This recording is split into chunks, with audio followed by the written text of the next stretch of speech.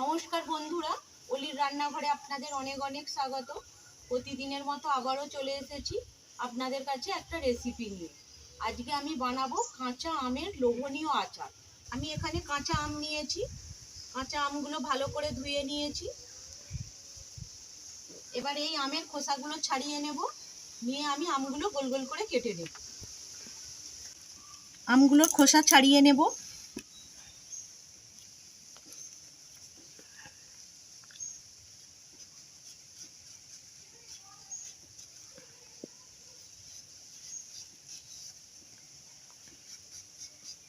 কাঁচা আমগুলোর আমি খোসা ছাড়িয়ে নিয়েছি।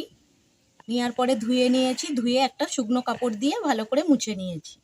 এবার আমি আমগুলো গোল গোল করে কেটে নেব।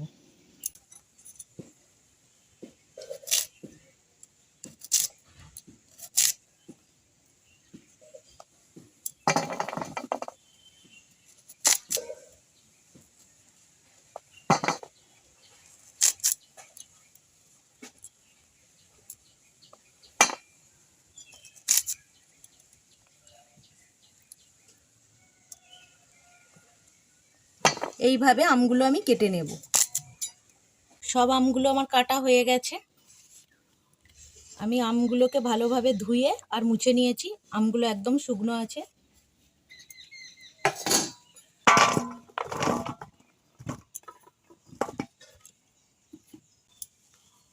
এখানে আমি চিনি নিয়েছি। 1.5 কাপের থেকে বেশি চিনি নিয়েছি। এই চিনিগুলো এবার দিয়ে দেব।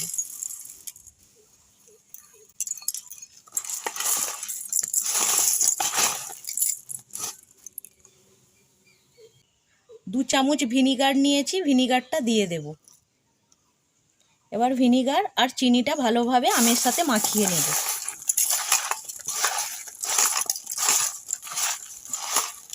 এবার আমি সামান্য নুন দিয়ে দিচ্ছি। নুনটাও ভালোভাবে মাখিয়ে নিচ্ছি। এবার আমি চাপা দিয়ে রেস্টে রেখে দেব 30 মিনিটের জন্য। 30 মিনিট পরে ফিরে আসছি। উনানটা ধরিয়ে নিয়েছি। এবার আমি কড়াইটা বসিয়ে দেব। এবার আমি সামান্য কিছু মশলা ভেজে নেব। কড়াইয়ের মধ্যে আমি 2টো শুকনো লঙ্কা দিয়ে দিলাম।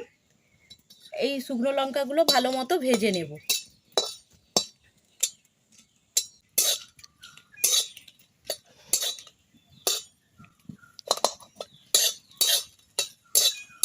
দিয়ে দেব একটা তেজপাতা। দিয়ে দেব সামান্য মৌরি।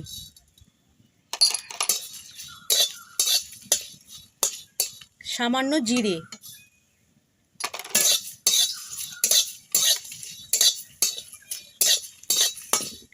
এখানে আছে 5 ফোড়ন আর 6-7খানা গোলমরিচ।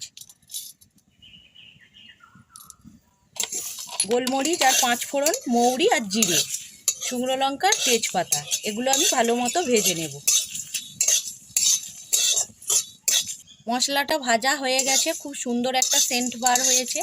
ঠিক এই পর্যায়ে আমি মশলাটা নামিয়ে নেব।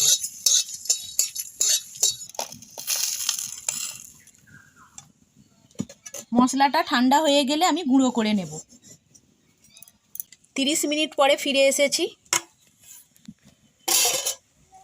আমি এখানে 30 মিনিট রেখে দিয়েছি। আপনারা চাইলে 1 ঘন্টাও রাখতে পারেন।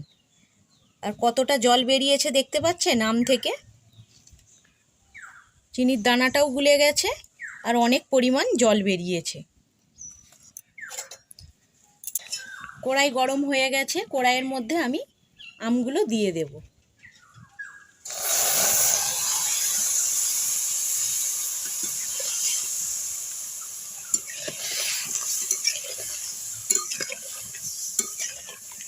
এইভাবে আমটা আমি সেদ্ধ করে নেব। বেশি নাড়ানাড়ি করব না, তাহলে ভেঙে যাবে। এইভাবে হালকা আঁচে আমটা সেদ্ধ হয়ে যাবে।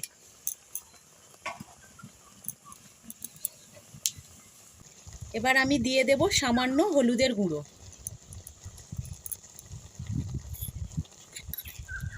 আর দিয়ে দেব সামান্য লঙ্কার গুঁড়ো।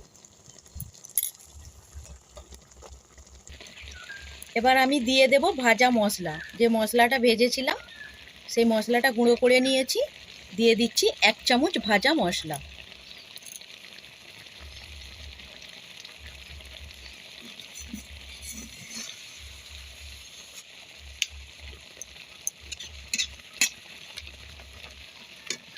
আচারের মধ্যে যে জুসটা আছে এটা ঠান্ডা হলে শুকিয়ে যাবে।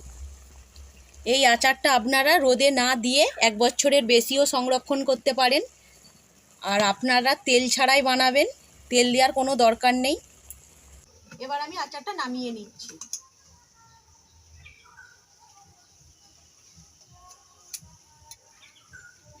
দেখতে পাচ্ছেন বন্ধুরা আচারটা কতটা সুন্দর হয়েছে আর কতটা লোভনীয় হয়েছে।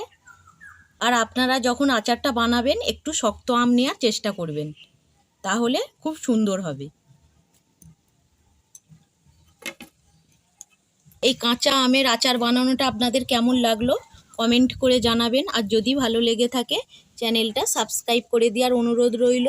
আর পাশে থাকা বেল আইকনটা অবশ্যই প্রেস করবেন, কারণ চ্যানেলে আমি যখনই কোনো নতুন রেসিপি দেব সবার আগে আপনাদের কাছে পৌঁছে যাবে।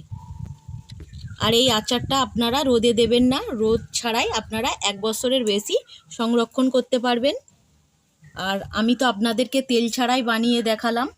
আর কতটা লোভনীয় হয়েছে আচারটা দেখতে, কেমন লাগলো আপনারা কমেন্ট করে জানাবেন।